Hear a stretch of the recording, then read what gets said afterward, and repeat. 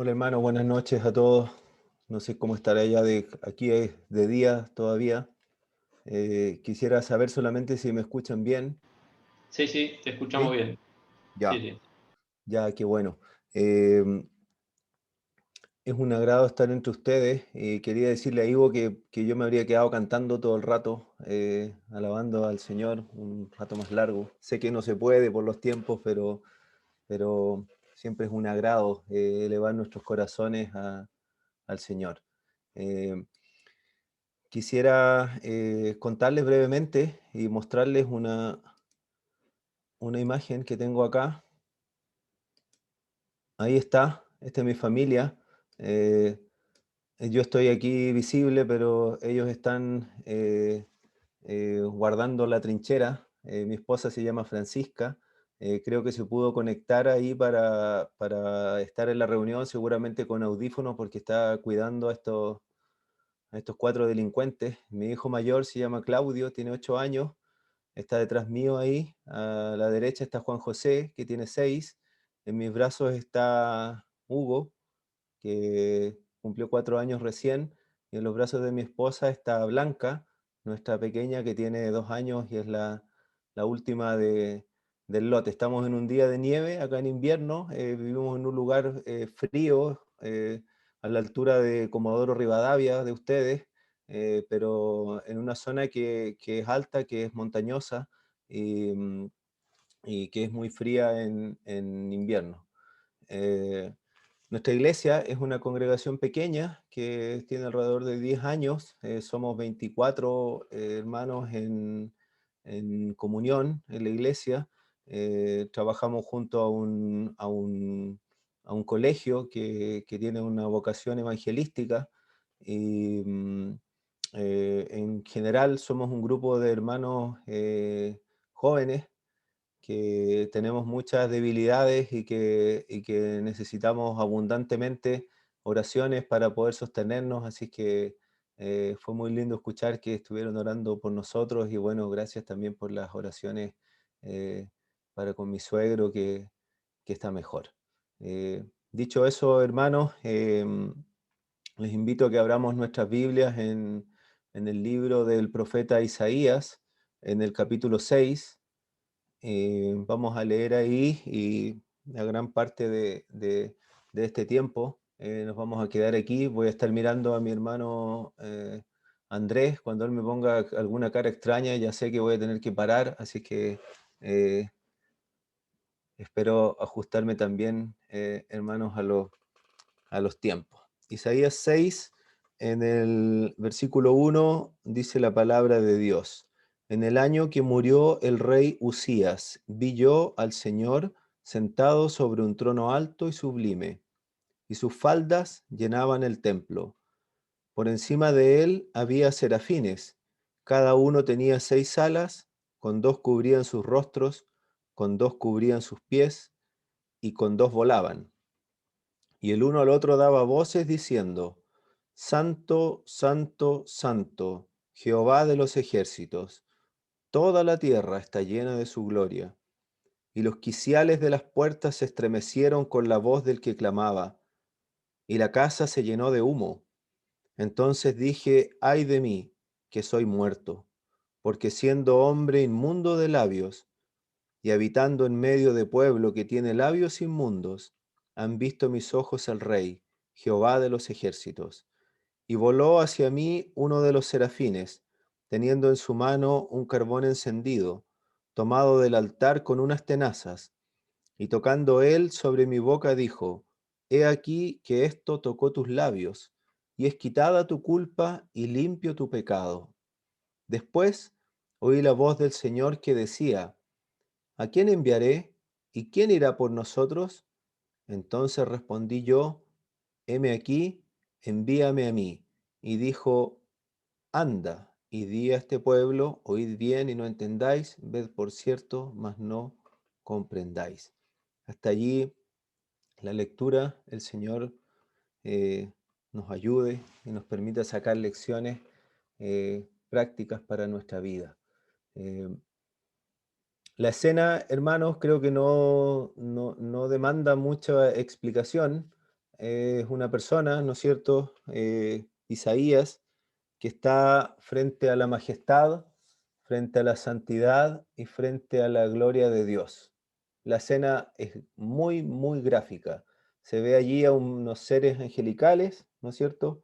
Serafines, que alaban a Dios, que le alaban por su santidad, que la declaran. Vemos el templo que tiembla, como la presencia de Dios en el lugar es algo que impacta, ¿no es cierto?, a Isaías. Y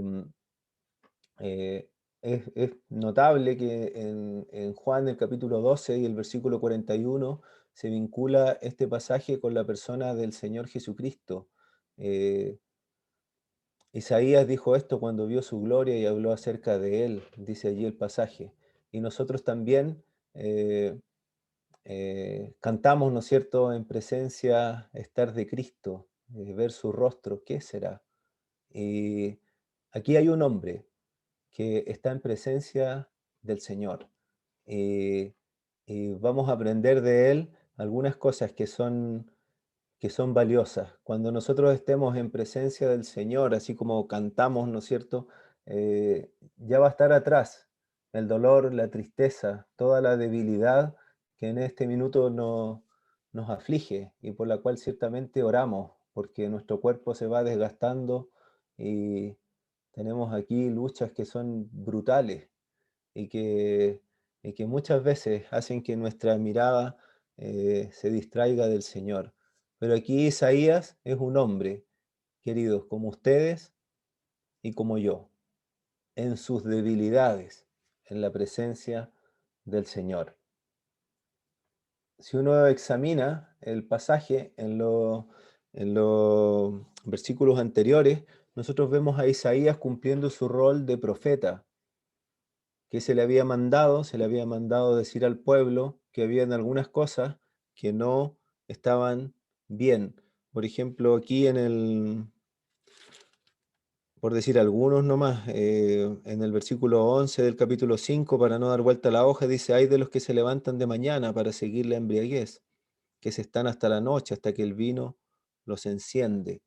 Después dice en el 18, hay de los que traen la iniquidad con cuerdas de vanidad y el pecado como coyundas de carreta. Después dice el 20, ese que es quizá el ay que nosotros más conocemos y citamos. Hay de los que a lo malo dicen bueno y a lo bueno malo, que hacen de la luz tinieblas y de las tinieblas luz, que ponen lo amargo por dulce y lo dulce por amargo. En el 21, hay de los sabios en sus propios ojos y de los que son prudentes delante de sí mismos. Hay de los que son valientes para beber vino, etc. Eh, Isaías está mandado a declarar el pecado del pueblo. eh, es parte de lo que tiene que hacer. Dios le pidió que lo haga. Tiene que aplicar la palabra de Dios al pueblo y declarar su mal. Yo pensaba en el peligro, de paso en realidad, porque este no es el tema, en el peligro que tenía Isaías de ver la paja en el ojo ajeno y no la viga en sus propios ojos. Pero cuando uno lo ve avanzar, se da cuenta que este no es el caso. A los hermanos que tienen la responsabilidad de ser ancianos en la iglesia y de tener que cuidarla y a veces tener que hablar con alguien y llamarlo aquí al lado y decirle, mira, ¿sabes qué? Esto no está bien. Bueno, cumple el rol que Isaías estaba haciendo con el pueblo, de decirle, esto no está bien, esto tenemos que cambiarlo porque a Dios no le agrada, porque Dios lo va a juzgar y porque no le parece. Eh, pero a los ancianos se les manda, ¿no es cierto? Ahí en Hechos el capítulo 20, se les manda, mirad por vosotros y por todo el rebaño. Entonces, lo primero que deben hacer ellos, o que debemos hacer los que tenemos ese rol, es mirar por nosotros. Antes de mirar por el rebaño, tengo que mirarme yo, tengo que examinarme delante del Señor. ¿Y saben qué, hermanos? Esto es lo que está haciendo Isaías. Se va a examinar delante del Señor. Eh, Cuando uno ve este pasaje, eh, se puede poner a pensar en el trono, que es alto, que es sublime. Se puede pensar poner a pensar en el Señor, en su vestimenta, o se puede poner a pensar en los serafines. Y está perfecto, porque hay muchísima enseñanza que uno puede obtener de allí. Pero yo quiero que pensemos en Isaías.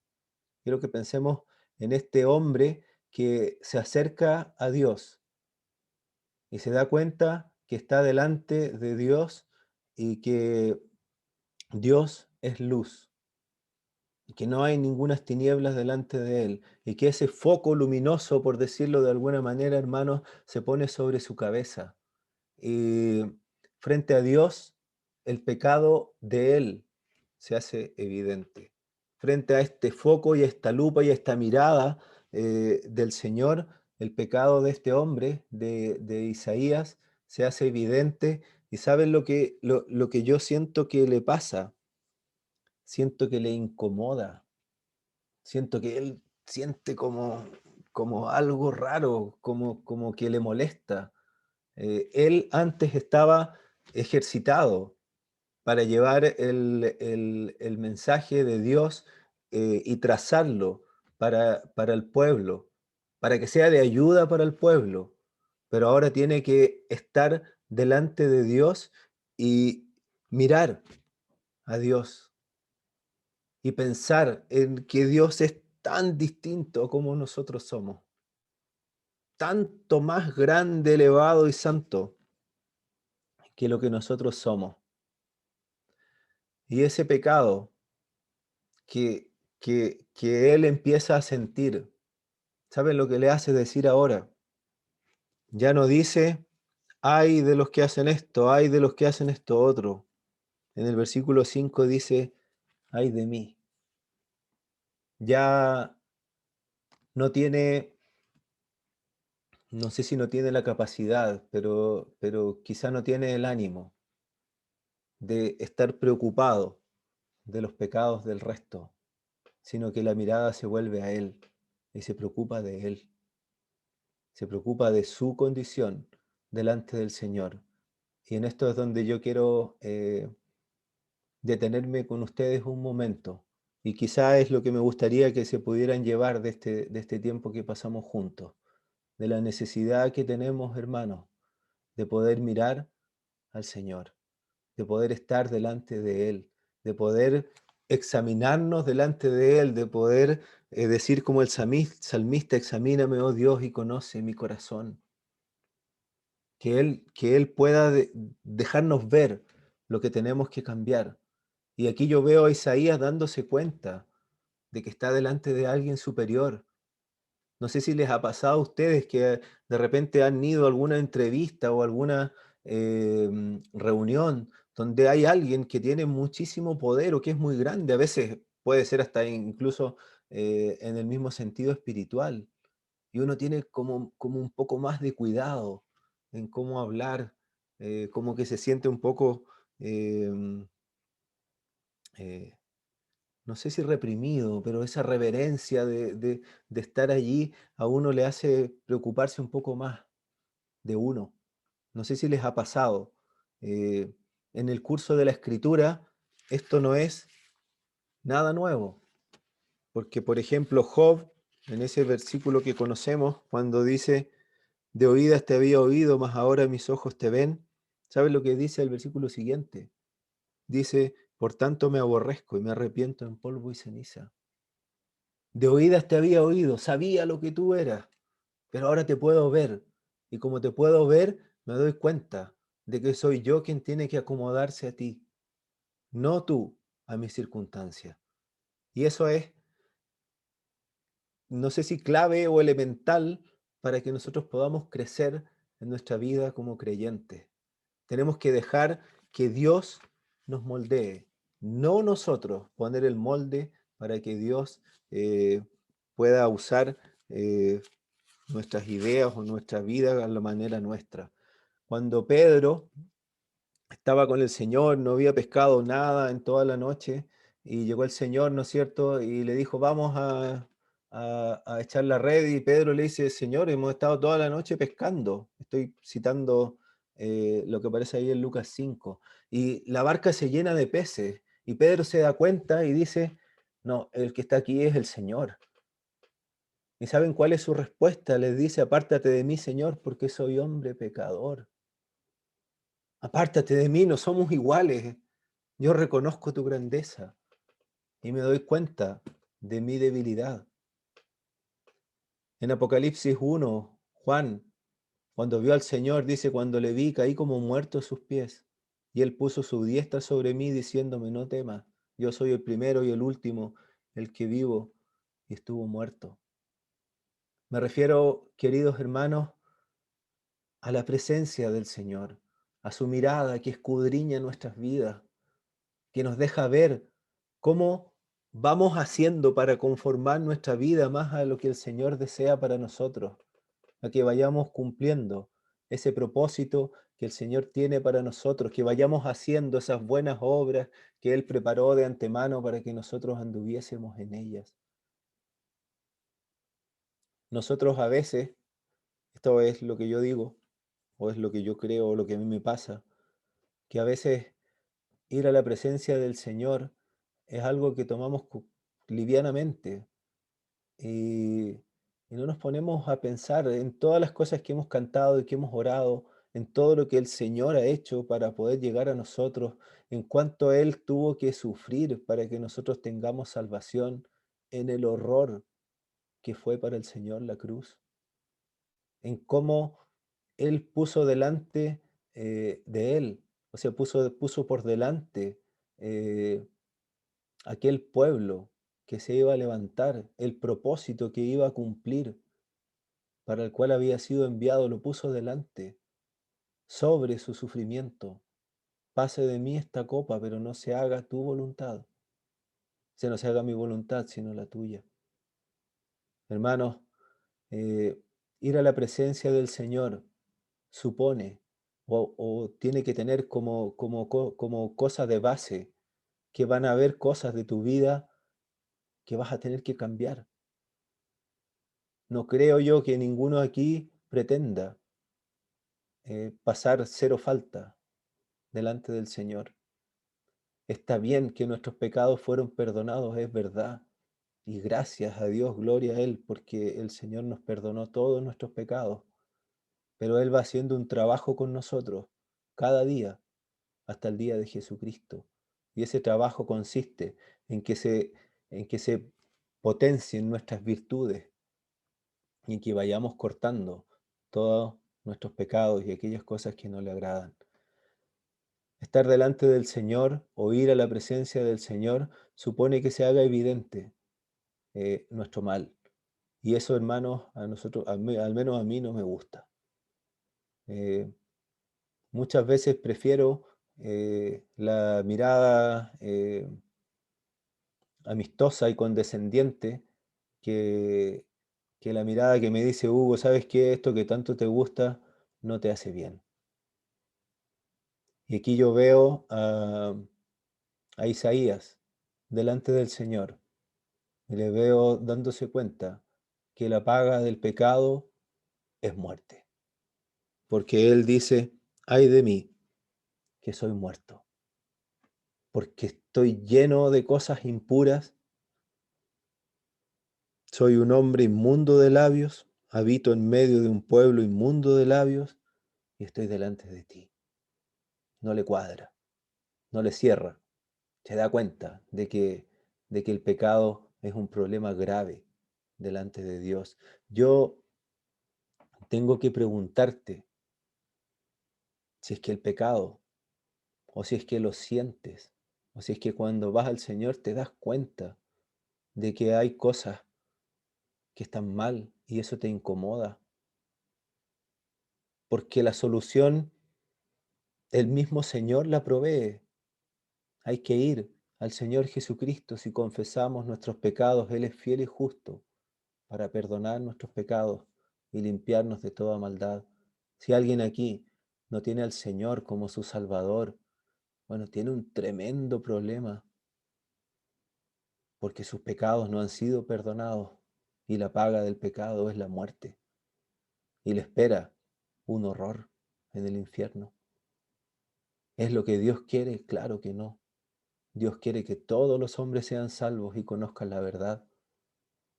que conozcan que hay un Dios tan, tan lleno de amor que envió a su Hijo a dar su vida en una cruz de vergüenza y de dolor, cargando el pecado tuyo, cargando el pecado mío, para que yo pueda tener salvación, para que pueda tener un lugar en la familia de Dios, para que pueda tener un lugar en los cielos.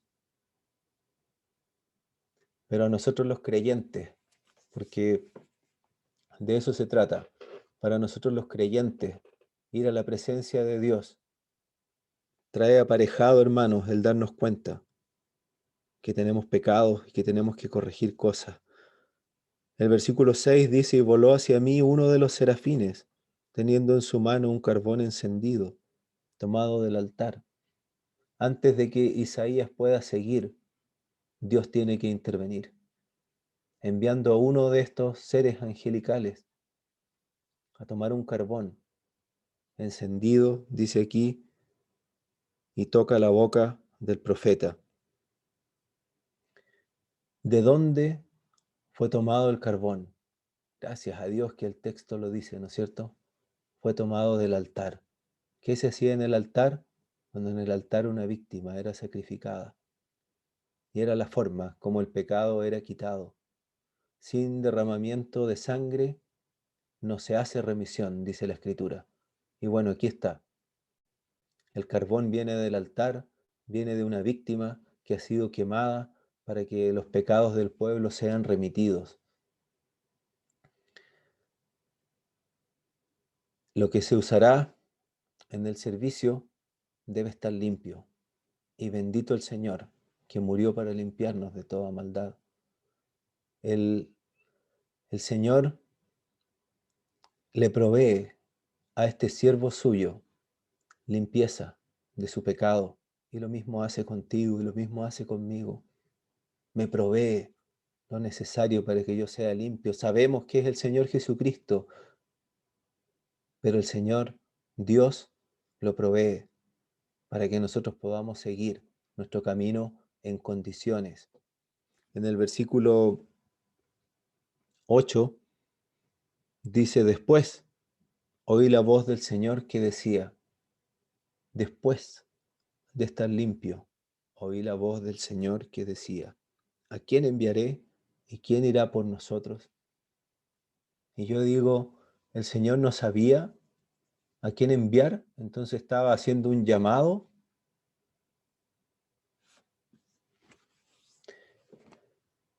¿Será un llamado abierto o será un llamado en intimidad para aquellos que puedan escucharlo? La otra pregunta podría ser, ¿quién puede responder a este llamado? ¿Quién lo escucha y quién lo puede responder? Aquí creo que el Salmo 24 dice en el versículo 3, ¿quién subirá al monte de Jehová? ¿Y quién estará en su lugar santo?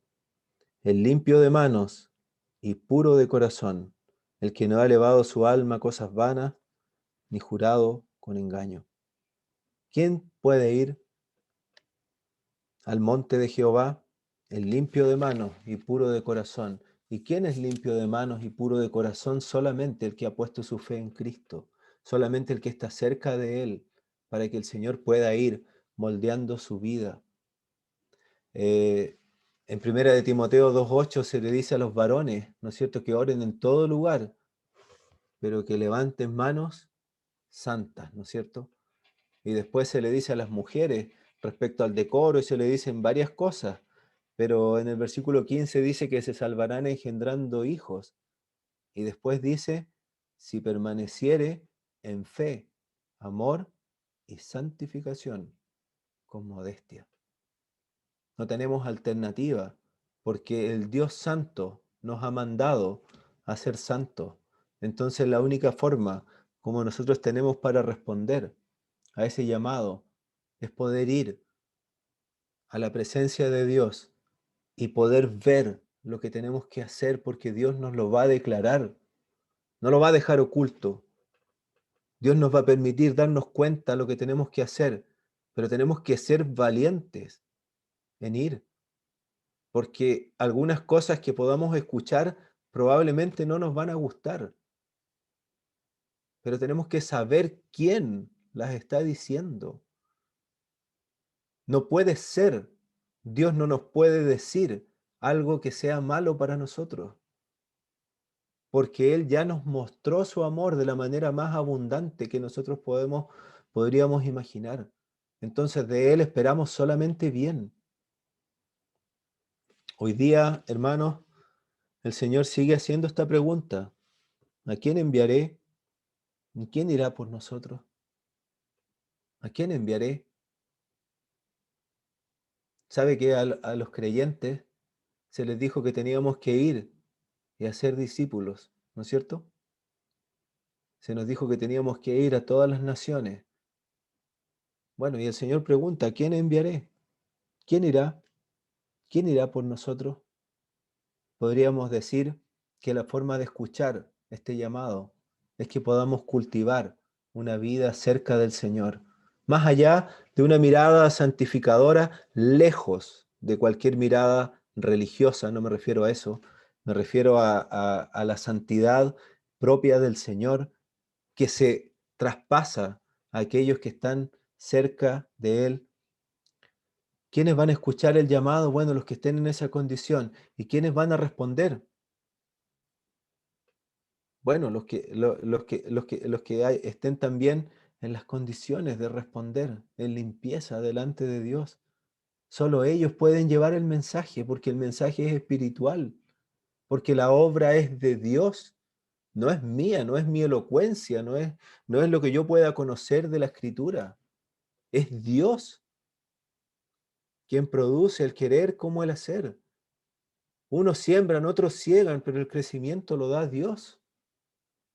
Entonces, debe ser hecho en santidad.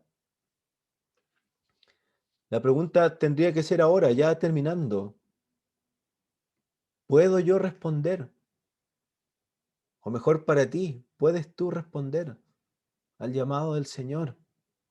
Mi problema es la respuesta que tengo que dar, y tu problema es la respuesta que tienes que dar. ¿Puedes? ¿Escuchas el llamado? Responde. Envíame a mí, hermanos, podemos. Yo no estoy presentando este paso de ir a la presencia del Señor y que Él me muestre mi pecado y que yo sufra con eso y quede en una condición de frustración. No es eso. Porque después de la frustración de Isaías, vino el serafín mandado por Dios y trajo un carbón y lo purificó para que él pueda escuchar y para que él pueda responder al llamado. Tenemos que acercarnos a Dios, número uno, apreciar lo que Él es, escucharle. Número dos, reconocer que tengo cosas que cambiar, que tengo pecados todavía que son lamentables, pero los tengo, los encuentro todos los días en mi vida y me trato de parar para luchar contra ellos y a veces me va bien y a veces no me va tan bien. Tercero, escucha la voz de Dios que está llamando a hijos e hijas a que vayamos a hacer esa obra que Él nos encomendó. Y la cuarta es la más fácil y la más difícil. Responde conforme lo que Dios te dijo. Si Dios te dijo anda, bueno, anda. Si Dios te dijo detente, bueno, detente. Es lo más fácil. Estando en esa condición de cercanía con el Señor, diciéndote Él, esto es lo que hay que hacer, esto es lo que tienes que hacer para ser mejor. Bueno, el resto es hacerlo, es obedecer, es esa escalera que siempre describimos como la vida cristiana, de un pasito tras otro. Escuchar a Dios y obedecer, aplicar esa enseñanza en mi vida. Eh, Hasta aquí llego, hermano. El pasaje sigue y Isaías tiene una tarea difícil delante, que podría ser algo para que ustedes lo tengan en la meditación. Pero con Dios las cosas son diferentes, a veces no más fáciles, pero diferentes porque está Él al lado nuestro. Eh, Gracias por su atención. Voy a tomar un minutito para poder orar. Padre nuestro, ¿qué diremos ante tu grandeza, ante esa obra tan grande que tú hiciste en la persona del Señor Jesucristo, viniendo Él a nosotros, mostrándonos cuánto tú nos amaste? Y no solo eso, limpiándonos de nuestro mal, poniéndonos en tu familia y poniéndonos a tu servicio. Nuestro Dios, nosotros veníamos del mal, estábamos sin esperanza y sin Dios, y ahora somos parte de tu familia, hijos tuyos, con propósitos tuyos. Padre nuestro, que nada de nosotros estorbe esos propósitos que tú tienes, que podamos escuchar lo que tú tienes que decirnos para mejorar, que podamos escuchar tu voz llamándonos a servir y que podamos responder, que estos ejemplos que hemos considerado aquí del profeta Isaías nos sirvan en nuestro día a día. Gracias, Padre Celestial. A ti nos encomendamos en el nombre del Señor Jesucristo. Amén. Gracias.